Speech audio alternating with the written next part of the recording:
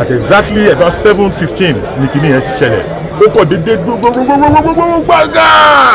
Ó kọ̀ dédé gbogbogbogbogbogbogbò gbàgà. Ẹ̀rù bà mí nípa nǹkan tí mo expect pé ìmí tún máa dún bá ti lọ mo rò bí bọ́ǹbù wọ́n ti bẹ̀rẹ̀ sí bọ́ǹbù wa ni.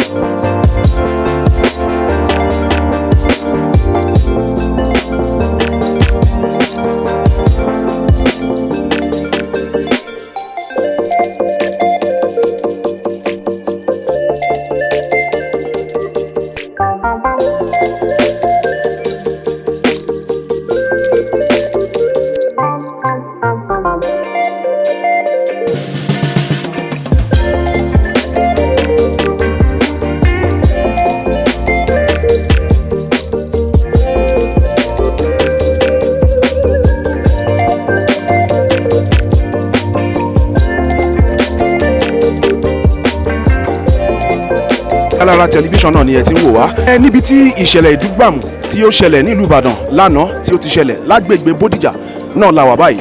Níléeṣẹ́ Jígí Alára tẹlifíṣàn náà ni a ní kí á wá wo ohun tí ó ń ṣẹlẹ̀ ká lè fi tó ẹ̀yin ará lé gangan létí. Agbègbè Bodija ní kíní ọ̀hún ti ṣẹlẹ̀ ní nǹkan bíi aago 7:30 kọjá díẹ̀. Wọ́n tiẹ̀ ní wọ́n ń gbá bọ́ọ̀lù lọ́wọ́ ní àsìkò tí kíní ọ̀hún ṣẹlẹ̀ lánàá ni.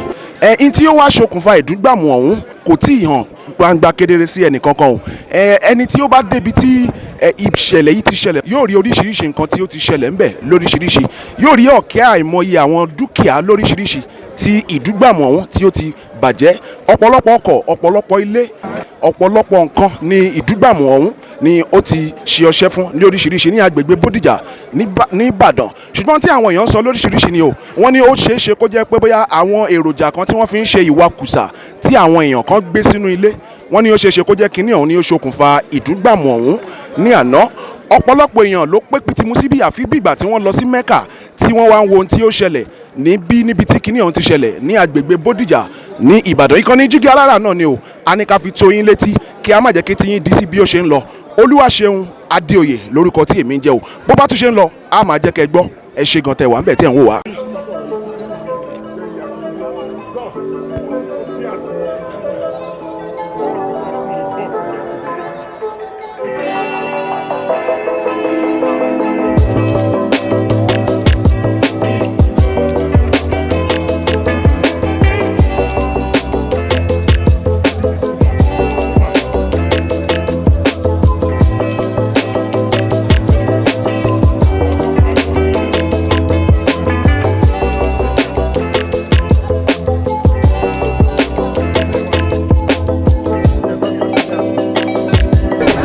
Lálẹ́ àná nǹkan bíi aago 7 kọjá ìṣẹ́jú mélòó kan èmi wà nínú ilé tèmi ní Ọbaṣá, mo ń wo match ni, mo wo football match, this NAFCON match between Tunisia and Namibia at exactly about 7:15 ní kíní yẹn ṣẹlẹ̀.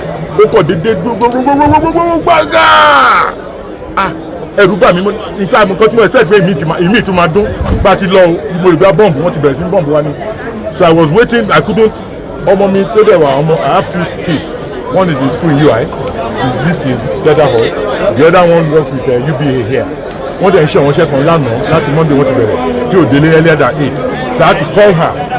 Ó ní yes pé dáàdi òun gbọ́ pé dàgbà àwọn rò bóyá mọ́tò kan ló wá rọ́ọ̀lù báńkì àwọn ní Awólọ́wọ̀ ń bì pé bẹ́ẹ̀ mọ́tò tó ń bọ̀ láti Awólọ́wọ̀ ló kọ̀ cross wa gbà ó ní bọ̀ bá kan rí kankan mọ́ ní kí lẹ̀ ṣe fọ́wọ́n ọ̀gá ẹ̀ tilẹ̀kùn máa bọ̀ lé ó lóun ò lè fún wọn lẹ̀ o àwọn ò lè kúrò ńbẹ̀ because nǹkan tó ń ṣe yẹn wọ́n láti parí ẹ̀ so ìgbòho rí òkùnkùn dúdú darkness yẹn ó dúdú tó thick mi ò rí nǹkan kan láti gbogbo kèyẹn dúdú lọ ni I couldn't see anything àbí òye yín but mo ní abẹ́tà kéèyàn máa fetí sílẹ̀ wákàtí kan after ni atẹ́gùn ṣẹ̀ wá ń gbé thickness yẹn ó tẹ̀ tí ní atẹ́gùn yẹn ń gbé kíní ẹ̀ wá mo ń gbóòórùn carbad mo mọ̀ pé explosive ni I knew it was an explosive kì í ṣe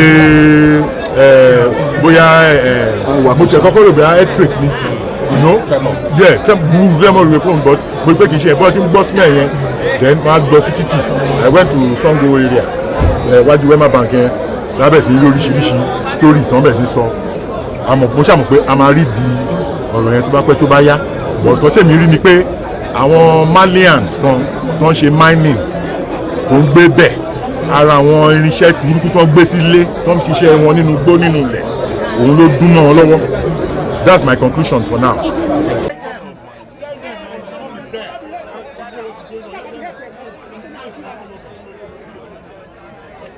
ẹnìkan pè ní ilẹ̀ sí ní àwọn ilẹ̀ kan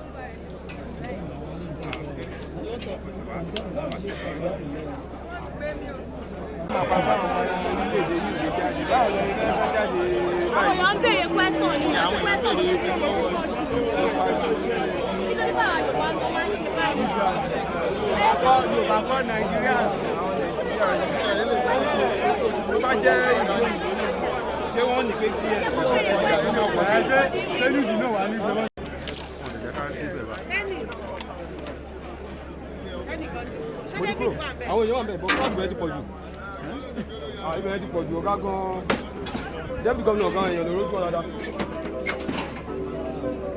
The reality of the situation, we will employ everybody around here who are rescue operators ongoing. And we do not know whether we have 12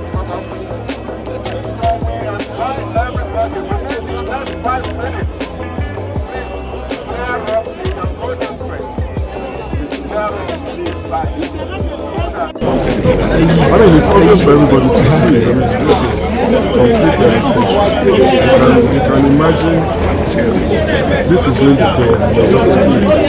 At night it was pitch dark, smoke everywhere. You couldn't even see. So it was it's just like a war zone. This is Gaza right here. As you can see, everything is gone. People have died. People are under the rubble, trying to save lives. Tẹlifíṣàn kan àrà ọ̀tọ̀ tí aráyé fẹ́. Prison 24 TV láyé sọ. Àtótó arédè pàkó yí bàbá mọ̀gánà àǹfààní ńlá ló wọlé tọ̀ wá wáyé o. Àǹfààní láti darapọ̀ mọ́ iléeṣẹ́ amóhùnmáwòrán àti rédíò orí ẹ̀rọ ayélujára kan nílẹ̀ yìí. Prison 24 TV jígí alára rédíò tó kalẹ̀ ká sílùú Ìbàdàn. Iléeṣẹ́ tẹlifíṣàn tí wọ́n mọ̀ mọ́ àwọn ètò àtàtà lóríṣiríṣi ni. Àǹfààní ńlá rèé o fún gbogbo ẹni tó ní ẹ̀bùn àti ọgbọ́n àtinúdá láti wá fi ẹ̀bùn tiyín náà hàn. Kẹ́yìn náà lè di ìlúmọ̀ọ́ká gbóhùnsáfẹ́fẹ́. Akọ́ṣẹ́mọṣẹ́ agbóhùnsáfẹ́fẹ́ lédè Yorùbá pọ́nbélé àti Gẹ̀ẹ́sì ni wọ́n ní. Tàbí akọ̀ròyìn àti akàròyìn eré ìdárayá àti bẹ́ẹ̀ bẹ́ẹ̀ lọ lédè Yorùbá àtèdè Gẹ̀ẹ́sì. Ayàwòrán cameraman. Aṣọ-àwòránpọ̀ editor. Onímọ̀ nípa ìwádìí ìtàn documentary researcher. Onímọ̀ nípa ìpolongo ọjà lójú òpó ayélujára. E-marketer àti akọ̀wé secretary. Àǹfààní tún wà fún ẹni tí ò tí ì máa gbóhùnsáfẹ́fẹ́ ya àwòrán so àwòrán pọ̀ àti bẹ́ẹ̀ bẹ́ẹ̀ lọ ṣùgbọ́n tó gbàgbọ́ wípé o lè kọ́ṣẹ́mọṣẹ́ lórí ẹ̀. Àwọn nọ́mbàs wọ̀nyí ni kẹ́ ẹ pè fẹ́kúnrẹ́rẹ́ àlàyé o 0705 058 0241 àti 09039893895. tàbí kẹ́ WhatsApp nìkan sórí +1347 285 7401. lórí Facebook, Instagram àti Twitter ẹ kàn sí @prism24tv. wá lo ẹ̀bùn tiẹ̀ náà níbi táyé ó ti gbà ọ́ ní Prism 24 TV jígí alára rédíò a máa retí yín o. Prison 24 TV jígí alára rédíò ní gbogbo àwọn tó dá mọ̀ ń gbọ́. Prison 24 TV jígí alára rédíò ní gbogbo àwọn tó dá mọ̀ ń sọ.